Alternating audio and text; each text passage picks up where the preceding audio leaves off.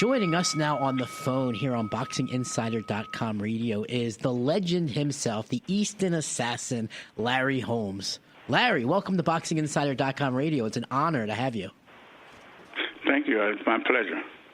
So let's just get right into it. What did you think of the fight this weekend? I didn't think nothing of it.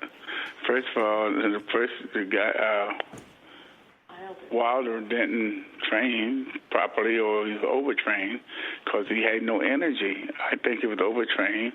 He got guys working with him in his corner that still need to take lessons of boxing. He got Mark Bulin on the phone, in his corner, and he's not really telling him what to do. I mean, Mark knows how to fight. He should know how to fight, but he never fought heavyweights. He fought little guys. So, I hold that against him because you got to tell a guy what to do. And when he gets hit and he starts bleeding, you got to fix that cut. You got to fix that blow in the ear. You rinse it out with water and stuff like that, get it out of there, put cold water on it, cold ice on it, and you'll be fine. But a lot of those things that I seen that he should have done, he didn't do. So that's hurt him anyway, And then one more thing was he wasn't in shape. He was in shape, but he was overtrained.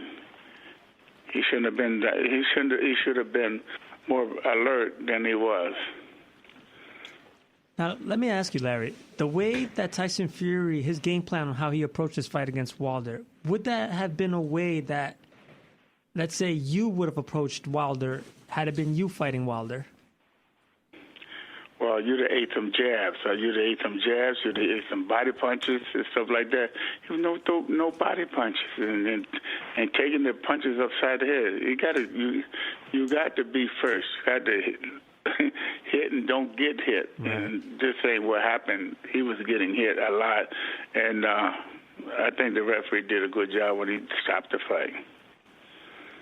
Now, let's say that if the rematch happens, what would you advise Wilder to improve on coming into the third fight? Well, if it's a rematch, I would say, hey, man, you got to jab. I'll teach him how to jab. He don't know how to jab. At one point, I was trying to teach him how to jab once he was here, but he never learned how to jab. He got to learn how to jab. He got to learn how to throw punches, and he just got to get the guy out of there because he's not overtrained. I think he had a lot of overtraining to do because he was tired after the second and third round. He was tired. He didn't have nothing else to fight with. Do you think that all the media work and stuff leading up to the fight could affect him too? Because I know that Fury, he loves it and he does a ton of it, but it doesn't seem to affect him, but maybe it did with Wilder. Hey, man, you're a pro. You know what it is. You know what it's going to be like. You go out there and you do your thing. Heck with what the media say and everything else. You go out there and knock him out and then let everybody talk. The other guy was, he was happy because he wasn't getting, seemed like he didn't get the media, until the bell rang.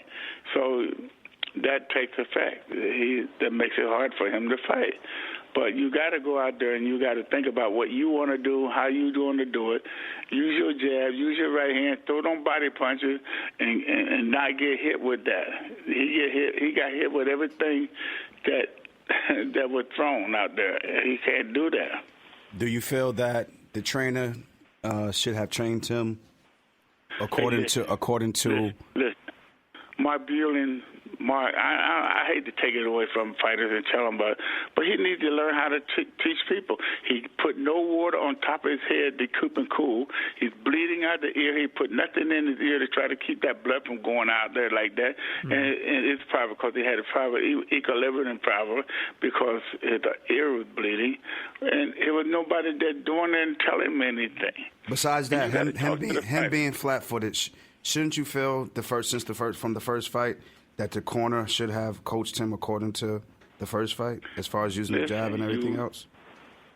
Listen, you step in, you step out. You go right, you go left. You keep going like that with a guy that punches. He's like big as he is and everything else. He should not stay there and try to trade punches with a big guy. You hit and run. You stick that jab out. If you go back and look at the tapes and stuff that I fought with Ernie Shavers, with Kenny Norton, with all of them, that I fought, I didn't stay there and get hit up with the punches. And these guys just take the punches. That trying to prove what? They're tough? No, you're not tough. You're tough when you win and win and win. But I've never seen Wilder fight like that, so I'm not sure that he can do it and that he can learn it at this stage of his career, because he's older now. Hey, man, listen, you can always learn. It's always there. All you got to do is take the jab, learn the jab. Yeah, but learn also the jab, learn the right hand. You got to want to learn. And I feel like with some big punchers, they don't want to learn. I mean, they rely too much on their punching power. No, if you don't want to learn, you shouldn't be in the ring. So, Larry, what we wanted to ask you was, if you were fighting Deontay Wilder or Tyson Fury, what would you have done different? Well, Tyson Fury, I'd have knocked him out. I'd have hit him in the body. I would hit him in the head. I would circle and get him drunk while he's trying to catch me and hit him with right hands and left hooks. I ain't going to stand in there and trade with him and throw my hands up in the air like Wilder did. He threw his hands up in the air and was taking punches. He looked like he was tired from the beginning. One of the things that you can't do when you're getting ready for a big fight like this, but he don't know, and the guys are Mark Bueller, guys can't tell you how to get ready for the fight. You overtrain yourself. This boy overtrained himself. He was tired when he got in the ring. He couldn't fight.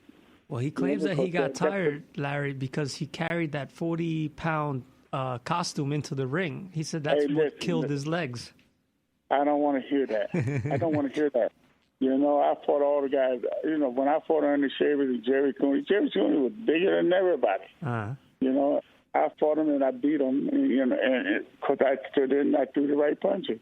Now, you can't say, well, he got me tired because he weighed more than me.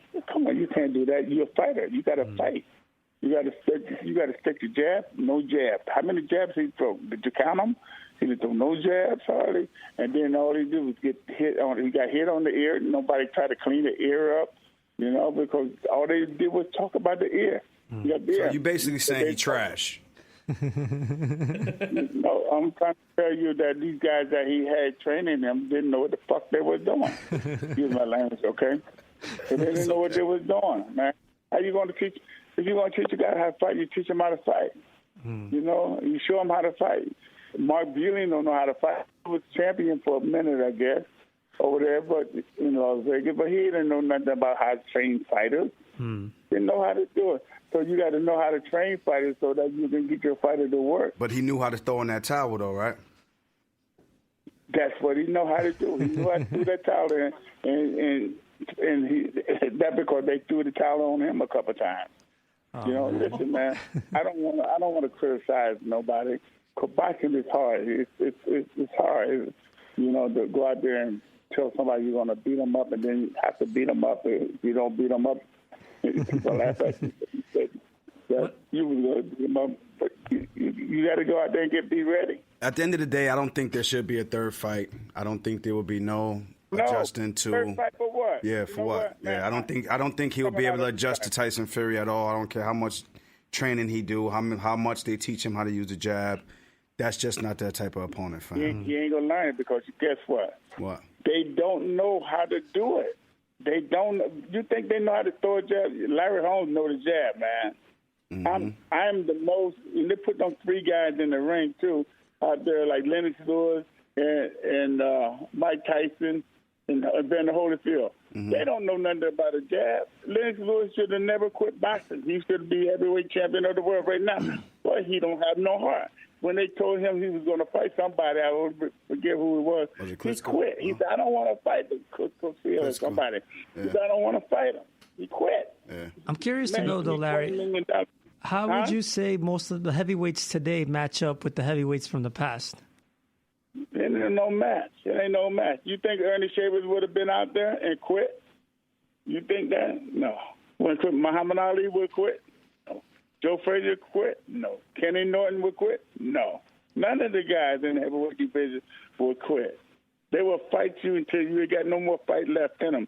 But he quit. He quit because his ears were bleeding, and those guys in the corner didn't know how to fix it. But they didn't really quit, though. I don't think he wanted to quit, but his corner wanted him to quit. He wanted to keep going. Oh, he wanted to quit. He wanted to quit. If he didn't want to quit, he could tell his corner, go there. Get out of the ring. Get out. He wanted to quit. He didn't want to go no more. He figured he got it. Might as well stay there and try, for another day. No hell with that. So he can call for it. Well, I want a rematch. Quick one. I got a quick question for you. Are you familiar with the last fight that Tyson Fury had when Tyson got cut across his face? Yeah. Okay. Are you familiar with that opponent that he fought? Otto? No, I'm not familiar with him and what he do. So he's actually the gentleman that's asking you the questions now. Yeah, I was just going to ask you, Larry, where did you learn how to jab? Hey, listen, man. I tell you what, man. You come down here. I don't know where you're at. New York City. I showed you how to throw the jab. Huh? We're in New York City. Oh, I was drive down here, man. Only an hour and a half drive. You drive down here. I put you in my gym and show you how to throw the jab. I put my 2-year-old grandson in there. He show you how to throw the jab. Those guys don't know how to throw the jab. They don't know how to throw the jab and make the jab work.